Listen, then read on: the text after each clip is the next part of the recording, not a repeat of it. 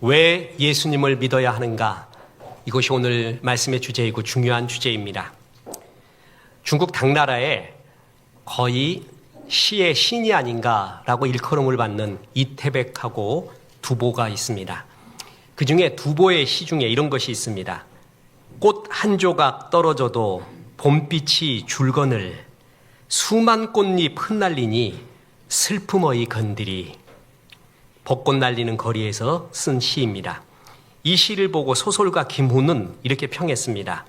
대체로 이러한 글은 사람의 솜씨라고 말하기 어렵지만 산화하는 꽃과 시간을 견디지 못해 하는 슬픔으로 보아 사람의 소행임에 틀림없다. 이거는 거의 신이 쓴 시래요. 근데 슬프구나. 벚꽃잎 보고 슬퍼하는 걸 보니 사람인 게 분명하구나. 이렇게 말합니다. 시를 쓴 것도 대단하고요. 이렇게 화답하는 것도 대담합니다. 우리가 이런 것을 느낄 수 있고 기뻐할 수 있고 그리고 감흥을 얻을 수 있는 것은 우리가 하나님의 형상대로 지음을 받았기 때문에 가능한 일입니다. 지난주인가에 지지난주에 우리 유정훈 집사님이 제가 생일인가 어떻게 맞아서 책 선물을 줬어요. 근데 그분한테 줄 때 항상 류정훈이라고 적어줬습니다. 그러니 목사님 역사를 말해주겠습니다 하면서 저는 유래요. 류가 아니라. 그러면서 뭐냐면 저는 서해 유성룡의 13대 후손이래요. 여러분 유성룡 아세요? 유성룡. 그 징비록 쓴 유성룡 말이에요. 그래서 어이구 그러세요. 내가 정말 존경하는 분인데 대단하십니다. 그래서 앞으로 류로 안 하고 유로 하겠습니다. 이렇게 했어요. 그랬더니 우리 집사람이 그것을 내가 집에 가서 얘기했더니 듣고 여보 유성룡이 뭐야? 그래서 그 임진왜란때 설명하기가 되게 어려워졌어요. 갑자기. 그러고 나서 이순신 장군 청거도 하고 나중에 징비록 쓰고 임진왜란 극복하는데 큰 힘을 썼잖아 유성룡. 그러니까 그래 그럼 그 사람이 신숙주하고 이렇게 같이 이렇게 살던 사람이야. 그래서 신숙주는 세종대왕 때 얘기고 이거는 선종 때 얘기다 이랬어요. 그랬더니 그 다음에 하는 말이 자기는 국사시험은 항상 100점이었대. 근데 지나가면 다 잊어먹는데요. 그래서 내가 장수하겠다 이렇게 말했어요. 물론 사람 중에는 이렇게 딸리는 사람이 좀 있습니다. 그럼에도 불구하고 하나님의 형상대로 지음을 받아서 우리는 느끼고 생각할 수가 있습니다.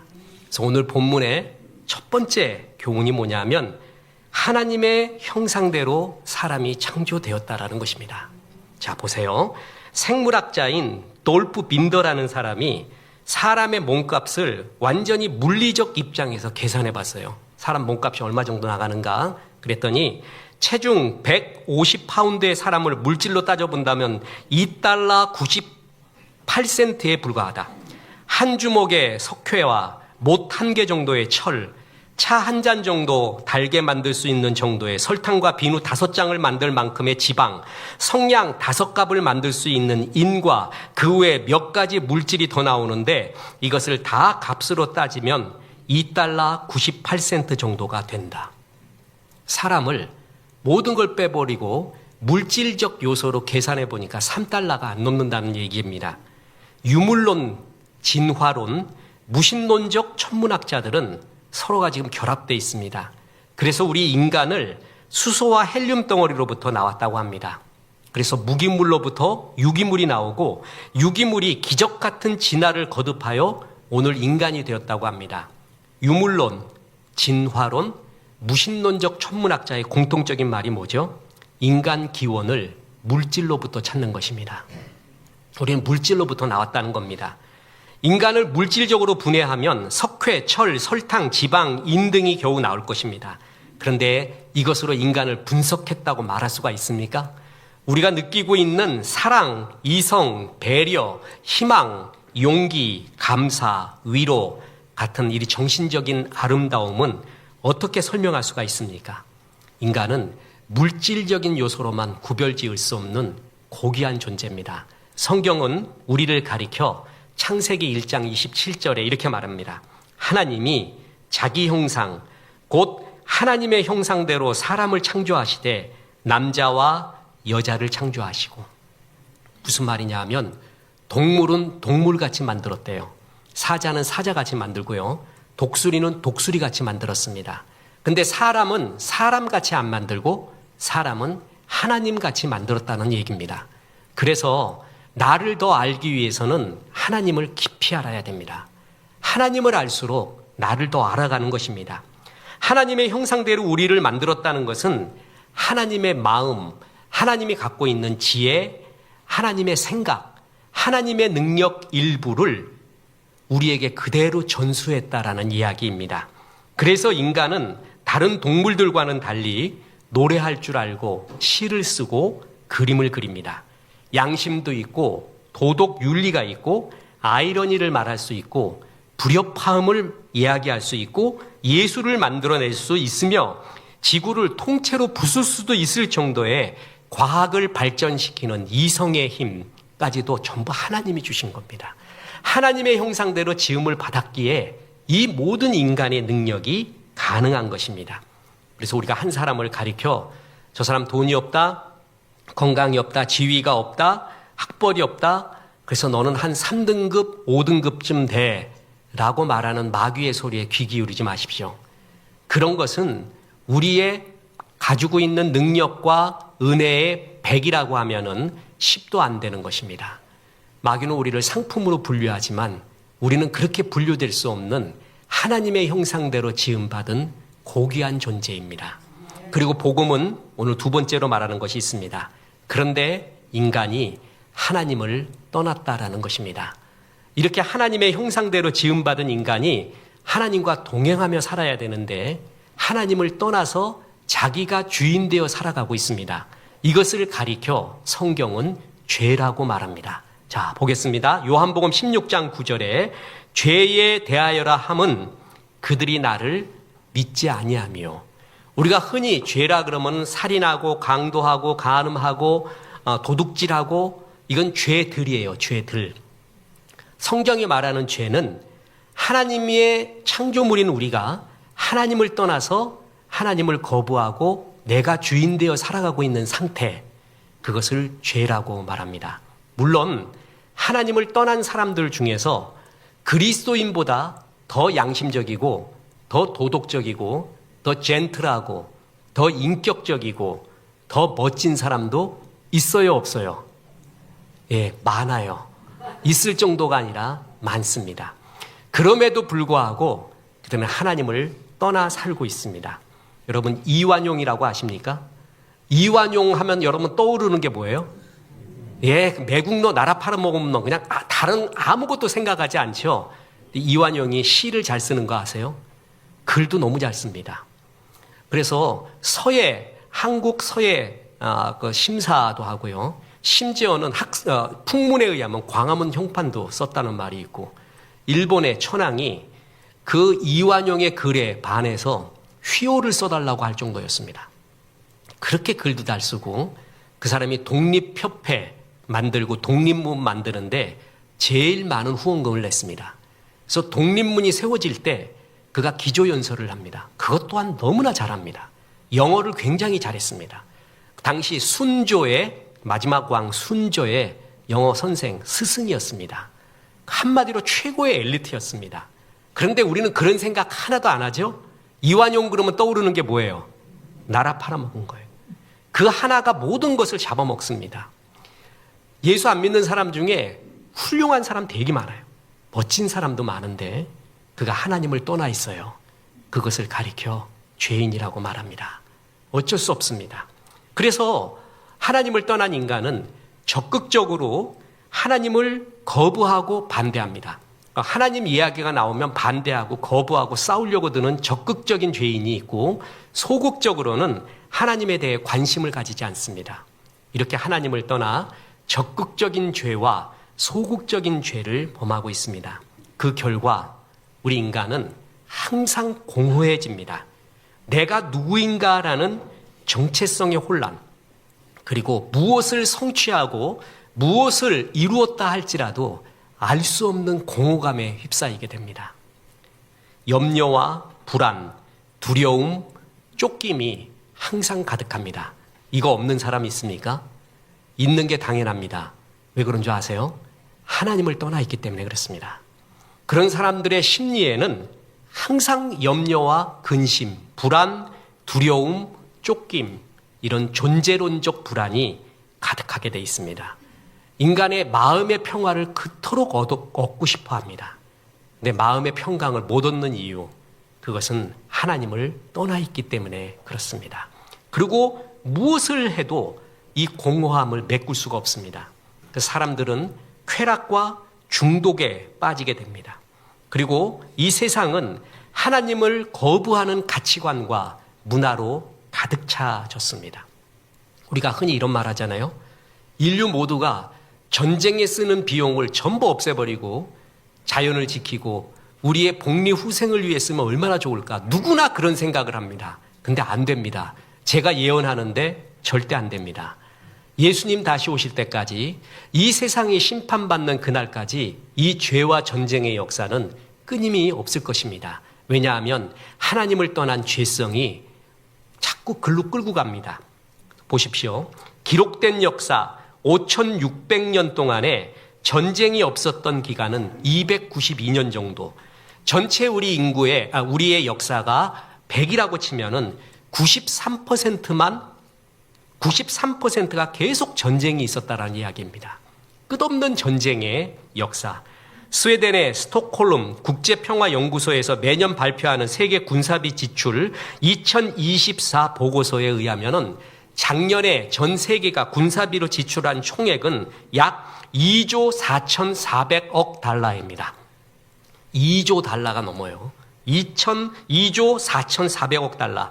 대신에 인도적 차원, 우리가 인간답게 살자라고 하는 차원에서 전 세계가 쓴 돈은 550억 달러입니다. 다시 말합니다. 우리가 이 전쟁 비용을 전부 없애버리고 자연을 지키고 또한 우리가 잘 살기 위해 산다면 얼마나 좋을까? 누구나 다 그런 생각을 합니다. 그런데 안 됩니다. 하나님을 떠난 우리의 죄성은 끝없는 탐욕과 욕심으로 인해 스스로를 망가뜨리고 있습니다. 그래서 하나님을 떠난 인간의 죄성 때문에 하나님은 온 만물이, 자연 만물이 탄식하고 있다, 죽어가고 있다라고 말합니다. 보세요. 로마서 8장 22절에 피조물이 다 이제까지 함께 탄식하며 함께 고통을 겪는 것을 우리가 아느니라. 하나님이 하나님의 형상대로 아담과 하와 인간을 만들고 난 다음에 하나님의 능력을 줬어요. 지혜를 주면서 에덴 동산을 잘 지키고 보존하라고 말했어요. 그래서 잘 지키고 보존해야 되는데 하나님을 떠나서 죄인이 되고 난 다음에 인간은 욕심이 가득해졌습니다. 자연을 보호하고 지키는 게 아니라 끝없이 착취하고 이용해서 그 자연이 망가지고 그것이 이제 우리에게 돌아오고 있습니다. 그게 우리가 잘 아는 기후위기 아닙니까? 그런데 또 예언을 합니다. 전 세계 어떤 대통령이 나는 이제 새 대통령이 되면 우리나라가 전 세계가 막닥뜨리고 있는 이 기후위기를 해결하는데 내 모든 전력을 다 쏟을 것입니다. 그렇게 말하는 순간 대통령 안 됩니다. 우리도 안 뽑아줄 거예요. 무슨 말을 해야 뽑아주겠습니까? 우리나라 잘 사는 나라로 만들겠습니다. 더 부자로 만들겠습니다. 이렇게 말하는 순간 그걸 뽑지 기후위기 얘기해도 아무 소용이 없어요. 그런데 사람들은 알아요. 기후가 우리를 죽어가고 있구나. 그런데 내가 부자가 되고 잘 살면은 기후 조금 망가져도 돼. 다 생각합니다. 전부 두 번째, 세 번째, 10번째 순위로 기후를 놓고 있습니다. 그러다가 기후가 역습을 하고 우리에게 기상이변이 다가오고 온 피조물이 다 탄식하고 있다는 것입니다. 왜 그렇습니까? 우리 죄의 결과입니다. 죄의 결과, 개인적으로 두려움과 근심과 공허함과 쫓김이 가득하고 세계는 전쟁, 그리고 기후는 망가지고 있는 이 모든 원인이 하나님을 떠난 것입니다. 인간의 죄성이 이걸 이렇게 만들고 있습니다. 그래서 또 하나의 교훈이 있습니다. 하나님은 그래서 우리를 사랑하십니다. 그래서 돌아오기를 원해서 하나님의 살아계심을 크게 두 가지로 보여주고 있습니다. 하나님은 살아계시다. 그러니 돌아와라. 돌아와서 회복하자 하고 두 가지로 보여주는데 하나는 뭐냐면은 우주 만물이고요. 또 하나는 우리 마음속에 있는 영원을 사모하는 마음. 이 두 가지가 하나님의 살아계심에 대한 객관적이고 주관적인 증거입니다. 진리가 진리되기 위해서는 그것이 객관적으로 진리여야 하고 주관적으로도 진리여야 합니다. 객관적으로 하나님은 천하 만물에서 하나님의 살아계신 신성을 보여주고 있습니다. 로마서 1장 20절에 보면 창세로부터 그의 보이지 아니하는 것들 곧 그의 영원하신 능력과 신성이 그가 만드신 만물에 분명히 보여 알려졌나니 그러므로 그들이 핑계하지 못할지니라. 창세로부터 하나님의 영원한 능력과 신성이 하나님이 지으신 우주 만물, 이 자연을 보면은 스며 있다는 거예요. 어느 누구도 이 자연 앞에서, 이 신비로움, 신기함 앞에서 전부 경탄하게끔 만들었죠. 그 이유가 뭐예요? 하나님이 그렇게 만들었다는 거예요. 우주 만물에 하나님의 신성이 깃들어 있게 만들고 그걸 보면 누구든 하나님의 계심과 살아계심을 느끼게끔 만들었다. 그래서 나는 하나님을 몰랐다라고 핑계하지 못하도록 주님이 만들었다라는 것입니다. 그리스인 조르바를 지은 니코스 카잔자키스라는 작가가 있습니다. 이 작가가 편도나무에게라는 시를 썼는데 거기에 이런 구절이 나옵니다. 나는 편도나무에게 부탁했네. 나에게 하나님에 대해 이야기해다오. 그러자 편도나무는 꽃을 활짝 피웠네. 참 잘 쓰죠? 하나님 살아계신 거, 이 꽃을 봐. 이게 하나님 살아계심이야. 우리가 당연한 것처럼 여겼던 그 신비한 모든 우주 만물은 하나님의 영광을 드러내고 있습니다. 모든 만물은 하나님의 위대하심을 보여주는 하나님의 편지입니다. 우리 그리스도인이 많이 부르는 찬송 중에 주 하나님 지으신 모든 세계라는 것이 있습니다. 부를 때마다 좋습니다. 주 하나님 지으신 모든 세계, 내 마음속에 그리워 볼 때 하늘의 별 울려 퍼지는 내성, 주님의 권능 우주에 찼네. 이것은 정말 하나님의 권능이요, 하나님의 얼굴이요, 미소라는 것입니다. 그죠? 무신론자들이 현대 과학을 통해서 지구와 우주를 연구할 때 깜짝 놀라는 것이 있습니다.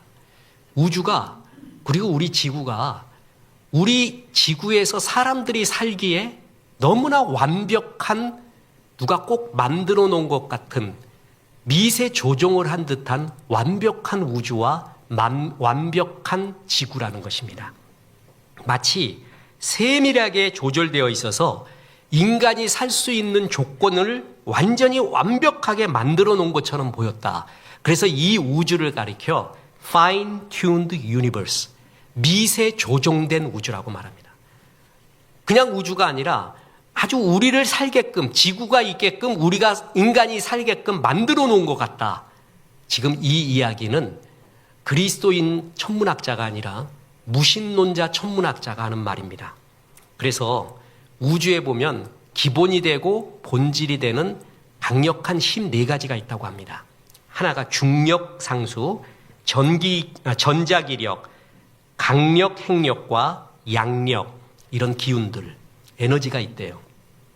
마틴 리스 같은 영국 왕립협회 회장이자 무신론자 천문학자는 6개의 상수를 말합니다. 다른 사람은 12개, 학자에 따라 다른데 우주의 기본의 힘들이 있대요. 뭐 중력, 전기력, 핵력, 양력, 이런 것들이 서로 조화를 이루면서 우주를 만들고 있대요. 만약에 이것들이 0.0000001%만 어긋났다. 지금의 힘에서 이 정도만 서로 어긋나면은 지금의 우주와 지금의 지구는 없다고 합니다. 지금의 우주는 터져버리던가 지금의 지구는 아예 존재조차 못한다는 거예요. 근데 신비하게 이런 우주의 상수들이 조화를 이루고 있대요. 이걸 설명할 길이 없대요. 지금 무신론자 얘기하는 겁니다. 그래서 잘 조정된 우주 같다. 마치 인간이 살게끔 만들어 놓은 우주 같다. 도저히 이 조화로움을 설명할 길이 없다는 거예요.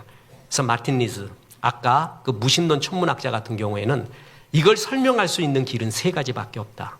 하나는 우연히 만들어졌다. 우연히 이렇게 완벽한 게 만들어졌다.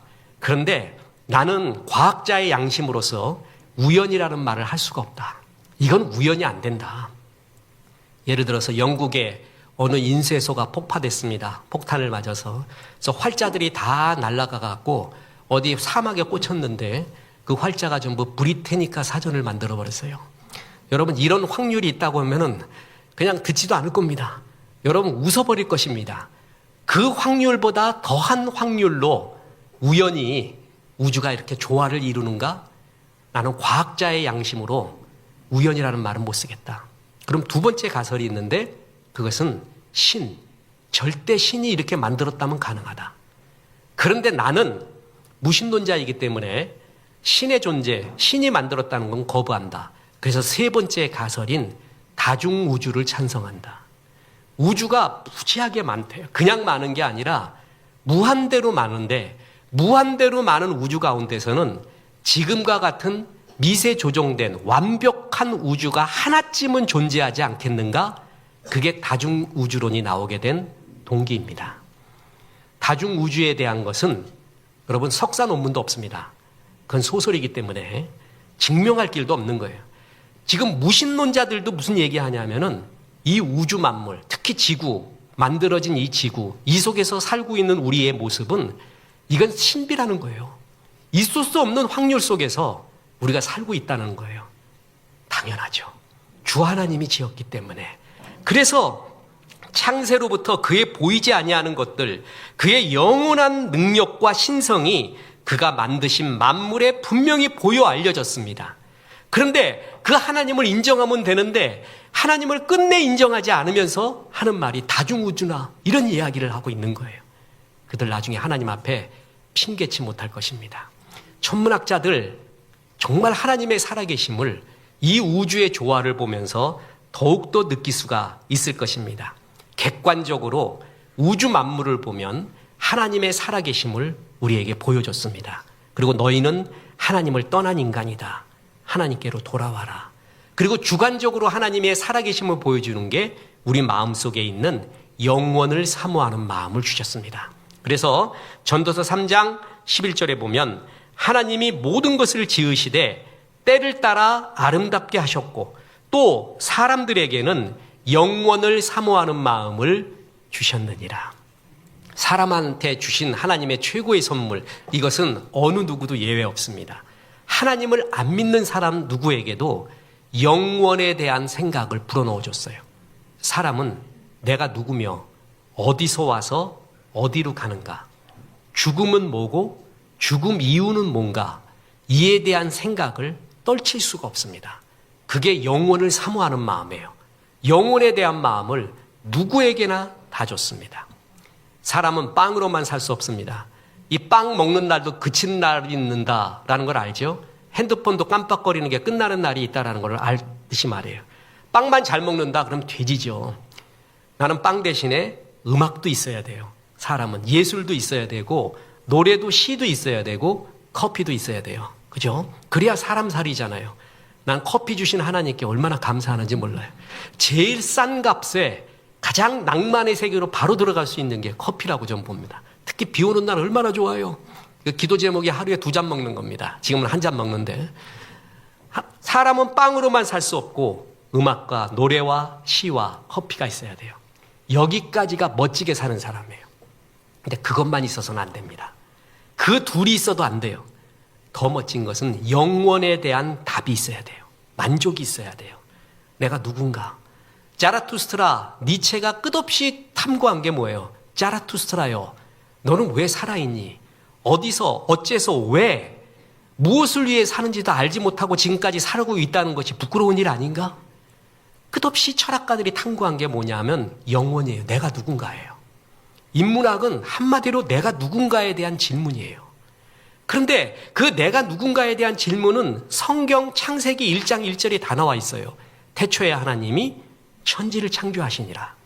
그것만 받아들이면 모든 문제가 해결이 돼요. 그런데 인본주의 인문학자들은 창세기 1장 1절 하나님의 살아계심을 받아들이지 않고 본질을 보려고 해요. 끝없이 영혼을 보려고 해요. 그래서 오늘도 못 찾고 있어요. 그래서 저는 인문학을 가리켜 땅의 신음이라고 봅니다. 본질을 찾고 싶지만 찾지 못하는 땅의 신음이 인문학입니다. 보세요. 단원 김홍도가 개 그림을 그렸어요. 개, 그 도구 댕댕이 말고 옆으로 기는 개 아시죠? 제가 충청도에서 부흥회를 했더니 부흥회 끝나고 목사님 그이 잡으러 가재요. 그래서 나는 부흥회에 안 온 그 사람을 잡으러 가자라는 줄 알았어요. 근데 알고 보니까 그이라고, 옆으로 기는 개를 그이라고 부르더구만요. 김홍도의 그림에 개 그림 옆에 이렇게 적어놨습니다. 김홍도가 용왕 앞에서도 옆걸음 치네. 뭐냐면 용왕님 있어도 상관없어요. 앞으로 걷고 싶은데 안 되는 거예요. 그래서 개는 옆으로 걷는 거예요. 새는 새장에서도 노래를 합니다.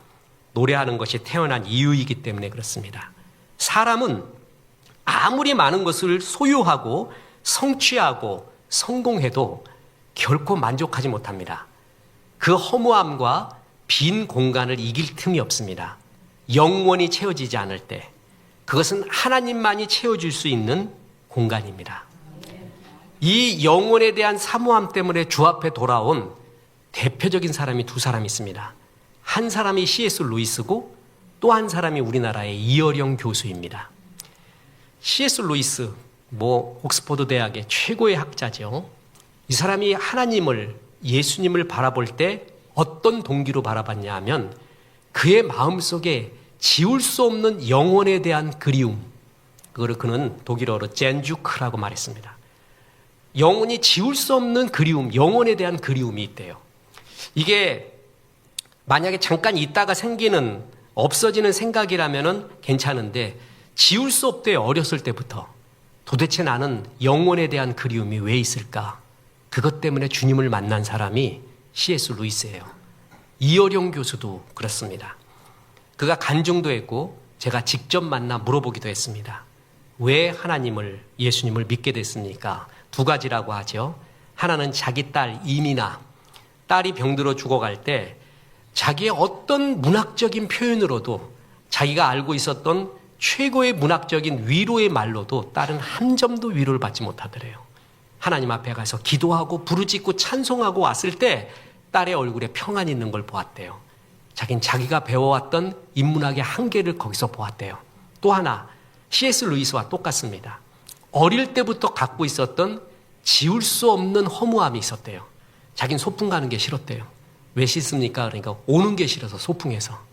소풍 가기 전에는 너무 좋은데 여행 제일 즐거운 게 뭐예요? 여행 가기 전이에요. 갈 때보다도. 여행 가기 전에 설레이는 때부터 여행의 시작이고 그때가 제일 좋은 거거든요. 근데 벌써 얘는 조숙했어요. 그래서 소풍 끝나고 오는 날이 벌써 생각이 나는 거예요. 너무 쓸쓸하다는 거예요. 축제가. 어릴 때부터 그랬다는 거예요. 자기는 이걸 지울 수가 없었대요. 결혼을 했어요. 자기 아내를 사랑하고 딸을 사랑해요. 그래서 그냥 꽉 껴안았대요. 너무 사랑해서. 그런데도 틈이 있더래요. 그거를 문학적 표현으로 앵크라멘스라고 했습니다. 앵크라멘스. 내가 그 교수님 앞에 가서 발음 잘못했더니 앵크라멘스입니다. 이렇게 말해서 교정을 받았는데 자기는 정말 사랑해서 껴안았는데도 아무리 사랑해도 틈이 있더래요. 지울 수가 없더래요. 이런 틈을. 왜 그랬는가? 그게 하나님만으로 채워지는 영원을 사모하는 마음이에요. 파스칼은 이 공간을 빈 공간이라고 했어요. 이거를 인문과학적으로 말하면 허무함이에요. 사람은 이 허무에 지게끔 만들어졌습니다. 그것은 어떤 걸로도 채워질 수가 없습니다. 하나님만이 채울 수 있는 공간. 그렇죠? 영혼에 대한 그리움. 그래서 사람 중에 이 영혼에 대한 그리움이 큰 사람은 복이 있는 사람입니다. 우리는 하나님의 형상대로 지음받았습니다. 그래서 지혜가 있습니다. 시를 이해하고 과학을 만들어냈습니다. 근데 하나님을 떠났습니다. 그 결과 개인적으로 말할 수 없는 존재론적인 불안과 두려움, 근심이 있고 사회적으로 국가적으로는 스스로 멸망의 길을 가고 자연마저도 우리 인간의 죄 때문에 신음하고 파괴되어 가고 있습니다. 그래서 하나님이 하나님께로 돌아오라고 하나님의 살아계심을 두 가지로 보여줬습니다. 하나는 우주 만물의 신비, 그건 하나님이 만드신 영광을 거기에 다 심어줬습니다. 그걸 보고 감동을 안 할 사람이 없습니다. 하나님의 살아계심을 거기에 보여줬습니다. 객관적으로, 주관적으로 우리에게 영원을 사모하는 마음을 누구에게나 심어줬습니다. 이게 하나님의 살아계심, 그래서 돌아오라는 주의 사인이었습니다. 이제 네 번째 교훈이 있습니다. 인간이 어느 정도 느꼈습니다. 그런데 인간의 힘으로 구원받을 길이 없다라는 것입니다. 사람들은 다 느낍니다. 이렇게 살아서는 안 되겠구나. 이건 아닌 것 같구나. 목사를 하면 제일 큰 축복 중에 하나가 여러 부류를 만나는데 그중에 성공한 부류도 만납니다. 우리가 다 부러워하는 성공한 부류의 사람. 근데 여러분 너무 부러워할 거 아닙니다. 그 사람도 다 똑같습니다. 다 똑같은 고민하고 있고 똑같이 무슨 생각하는 줄 아세요? 이게 아닌데요. 이게 아닌데. 이건 아닌데라는 생각을 누구나 하고 있습니다. 사람들도 압니다. 이렇게 살아서는 안 된다라는 걸 알고 있습니다. 그런데 스스로 능력이 안 됩니다. 우리 인간의 능력은, 우리 인간의 한계와 문제는 뭐냐면 스트라이크를 넣어야 된다는 건 알지만 스트라이크를 넣을 능력이 없다라는 것입니다. 제가 어렸을 때 저도 야구를 좋아했습니다. 여러분 안 믿겠지만 축구도 잘했고 야구도 잘했습니다. 야구할 때는 피처를 했습니다. 그래서 공을 던지는데 이 캐쳐 잡는 놈이 스트라이크를 넣어달라는 거예요. 이렇게. 그래서 넣는데 내 일로 가고 일로 가는 거예요. 그러니까 얘가 화가 나갖고 잠깐 콜을 하더니 와갖고 일로 넣으라 그랬는데 스트라이크를 넣으라 그랬는데 왜 일로 넣니? 나도 넣고 싶어 나도. 나도 넣고 싶었는데 안 되는데 어떻게 해요? 안 되는데. 내가 그거 모르나? 레이저 빔이 있으면 그걸로 딱 쏘아버리면 되잖아요. 근데 아무리 해도 안 되는 거예요. 연습도 안 되고. 스트라이크를 넣어야 된다는 건 알지만 거길 넣을 능력이 없는 게 우리 인간이에요. 그게 우리의 한계예요. 사람들이 내가 이렇게 살아서는 안 된다. 내가 만약에 죽음이 있고 천국과 지옥이 있다면은 착한 일을 많이 하면은 천국 갈 것이다. 대부분 그렇게 생각합니다. 길거리 가는 사람 천국과 지옥이 있다면 당신 천국 가기 위해서 뭐 하면 좋겠어? 그러면 거의 열이면 열 착한 일 많이 해야 된다라고 말할 것입니다. 근데 성경은 네가 착한 일 아무리 많이 해도 다 할 수도 없고 착한 일로서 하나님의 의의 기준 천국에 갈 사람은 없다라고 말합니다. 로마서 3장 20절입니다. 그러므로 율법의 행위로 그의 앞에 의롭다 하심을 얻을 육체가 없나니 율법으로는 죄를 깨달음이라. 율법이 뭐냐면 하나님 말씀이에요. 율법은 크게 두 가지예요. 하나는 하라, 또 하나는 하지 말라. 그러니까 어떤 건 하라, 어떤 건 하지 말라. 그게 율법이거든요. 그래서 하라, 하지 말라. 알아요. 그렇게 해야 된다는 것을. 그런데 안 돼요. 하나님이 하라는 거는 지독하게 안 하고 있고 하나님이 하지 말라는 것은 하고 있는 나를 발견하잖아요. 하나님 말씀을 알면 알수록 내가 죄인이라는 걸 알아요. 그러니까 성경 많이 알잖아요. 그럼 내가 이 하나님의 말씀 하라 하지 말라를 철저하게 지킬 수 없다라는 것을 자기가 그때 알게 됩니다. 아, 이거 못하는구나. 그리고 심지어는 하나님은 어느 정도까지 착한 일을 원하시냐면 마음까지 착하기를 원해요. 10계명, 하나님 율법을 축약한 10계명의 마지막이 네 이웃의 것을 탐내지 말라. 마음의 법이에요. 그러니까 하나님은 마음까지 깨끗해지기를 원하고 있습니다. 이런 사람이 어디 있습니까? 여러분 마음까지 깨끗한 사람이 어디 있습니까? 아무리 수행을 해도 명상을 해도 마음까지 깨끗해집니까? 명상 수행의 왕이라고 하는 성철 스님 아시죠?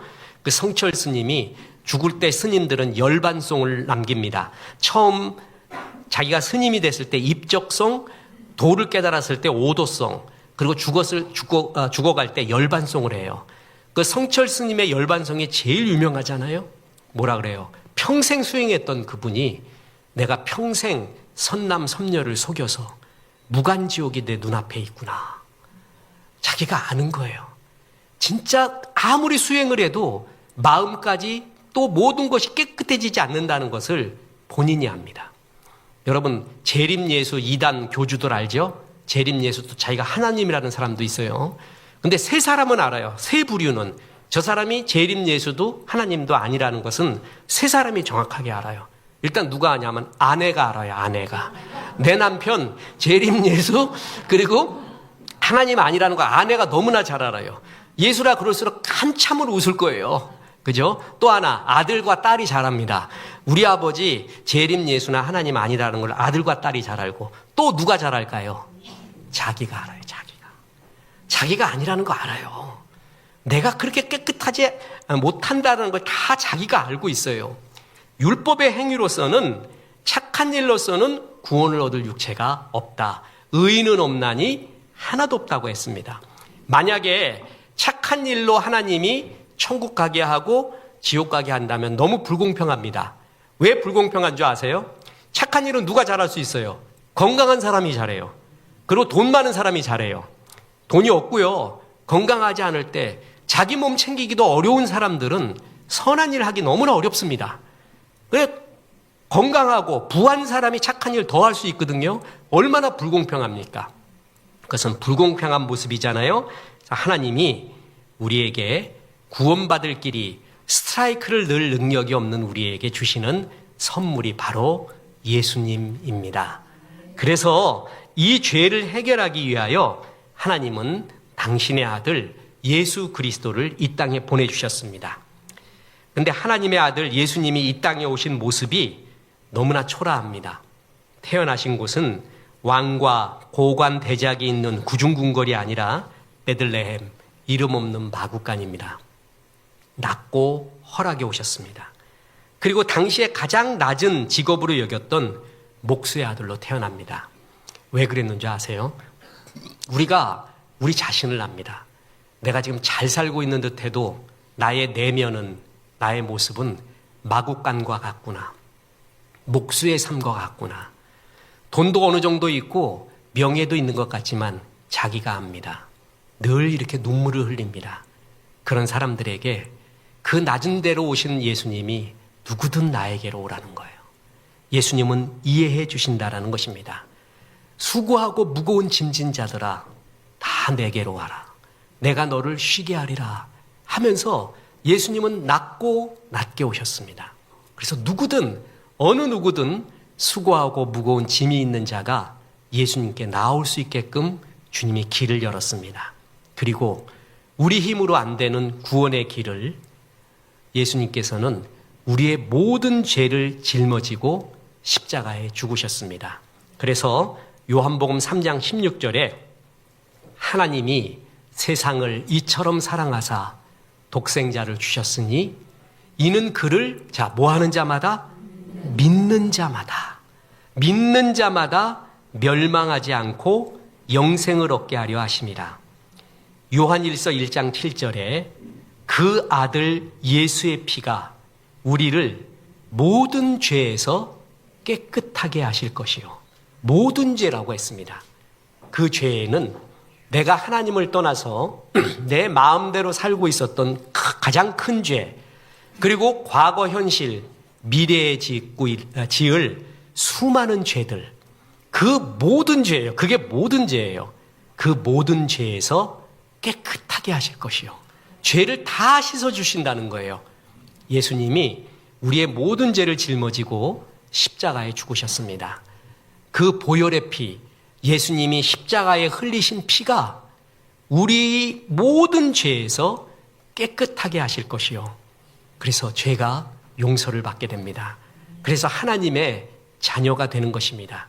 하나님의 자녀가 되는 것을 구원받는다고 말하고 영생을 얻었다라고 말하고 천국에 간다라는 말 다 동일한 말입니다. 만약에 천국에 가기 위해서는 재산을 반을 내놔야 되고 주일 예배는 10분의 1 이상 빠지면 안 되고 기도도 하루에 1시간 이상 안 하면 지옥 가고 구제도 선한 일도 네가 이 정도 해야 네 재산에 적어도 10분의 2 이상 해야 천국 간다. 그러면 그건 기쁜 소식이 아닙니다. 안 듣는 게 낫습니다. 부담돼 죽겠어요. 그 부담의 소식이라고 그러죠. 난 차라리 그런 게 있으면 얼마나 좋을까도 생각해요. 그럼 교회가 얼마나 잘 될까.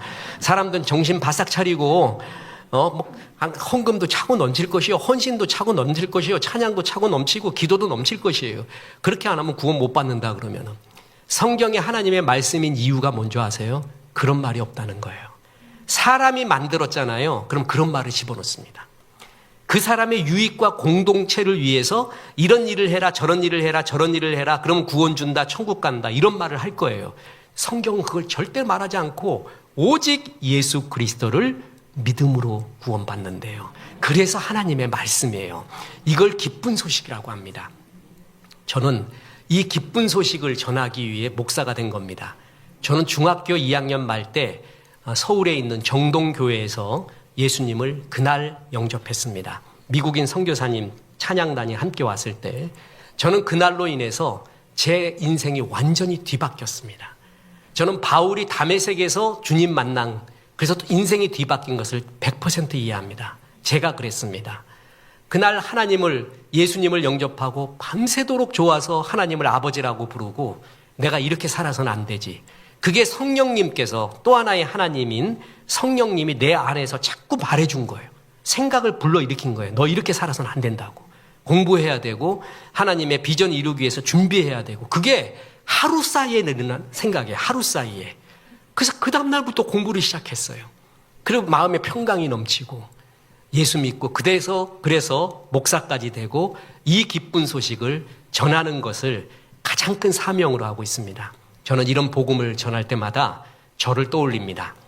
아마 오늘 이 말씀을 듣는 우리 성도님, 방송으로 듣고 있는 성도님, 방송으로 듣고 있는 여러 영혼들 중에 저와 같은 사람 한 사람이 있으리라고 항상 믿습니다.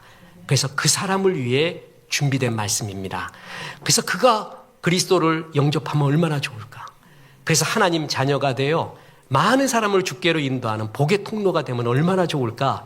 그거 위해서 목사가 되었고 이 말씀을 쉽고 깊게 전하기 위해 기도하고 책을 보고 성경을 보며 준비하는 것입니다. 그 한 영혼을 위해 오늘 말씀을 준비한 것입니다.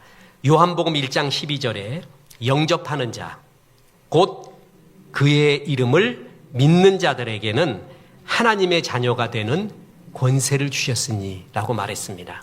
영접한다라는 것은 뭐냐면 오늘 이 말씀을 다 들었잖아요. 그리고 특히 예수님이 내가 지은 죄, 하나님을 떠난 죄, 그리고 현실 속에 수없이 범해왔던 죄들, 그걸 짊어지고 십자가에 죽으셨습니다. 그것을 믿고 받아들이는 거예요. 그것을 영접한다라고 말합니다. 다시 보세요. 영접하는 자, 곧 그 이름, 예수 이름을 믿는 자들에게는 하나님의 자녀가 되는 권세를 주셨으니 우리가 예수 이름으로 기도합니다. 오늘 우리 찬양할 때도 그랬잖아요. 예수 이름 찬양, 예수 이름 찬양. 예수 이름이 그렇게 소중한 것입니다. 예수님이 내 모든 죄를 짊어지고 십자가에 죽으셨습니다. 그리고 그 예수님을 받아들이면 내 모든 죄가 씻기고 하나님의 자녀가 되고 영생의 삶을 살고 천국을 가게 됩니다. 이것이 바로 복음입니다. 너무 쉽습니다. 이것은 길거리에 아무 학력이 없는 사람이 이 얘기를 들어도 받아들이게끔 하나님이 복음을 쉽게 우리에게 말씀해 줬습니다. 그리고 누구나 이것은 믿음으로 영접할 수 있게끔 길을 열어놨습니다. 그래서 기쁜 소식이라고 말하는 것입니다. 정말 이 기쁜 소식을 여러분에게 나눠드리고 싶습니다. 그래서 오늘 이 예수님을 내 마음에 받아들이기를 원하는 사람은 저의 기도를 따라해 주시면 지금 오늘 영접할 수가 있습니다. 이것을 영접 기도라고 합니다. 그리고 예수님을 이미 영접한 분들은 영접하시는 사람들을 돕기 위하여 같이 따라해 주시면 감사하겠습니다. 자, 주님 영접하기 원하는 영혼 저의 기도를 따라해 주시면 감사하겠습니다. 기도합니다. 하나님 감사합니다. 오늘 하나님의 말씀을 들었습니다. 내가 하나님을 떠난 죄인이고 수많은 죄를 지은 죄인이었습니다. 예수님이 나의 모든 죄를 짊어지고 십자가에 죽으셨다는 것을 믿고 받아들입니다. 지금 저에게 들어오셔서 저의 죄를 사해 주시고 하나님의 자녀가 되게 인도하여 주옵소서. 예수님의 이름으로 기도합니다. 아멘. 큰 감정에 요동침이 없어도 상관없습니다. 이 말씀을 듣고 내 의지와 인격으로 반응을 하고 받아들였으면 예수 그리스도를 영접한 것입니다. 축하합니다. 그리고 이 하나님의 자녀가 된 사람을 어떤 누구도 어떤 권세도 끊을 자가 없다고 했습니다. 이것은 잃어버리지 않습니다. 정말 축하드립니다. 이제 아직까지도 내 속에 하나님이 기뻐하지 않는 수많은 죄의 요소들이 많이 있습니다. 그것을 하나하나씩 없애가며 하나님을 닮아가야 됩니다. 그러기 위해서 신실한 예배를 드리십시오. 성경을 보시고 기도를 하십시오. 그래서 한 번밖에 없는 인생, 구원받은 인생으로서 많은 영혼을 주 앞으로 인도하는 데 쓰임받는 복의 통로가 되시기를 주 예수의 이름으로 축원합니다. 오늘 영접한 영혼 축하합니다. 박수로 축복하겠습니다. 우리 예수의 보혈을 찬송합니다. 257장입니다.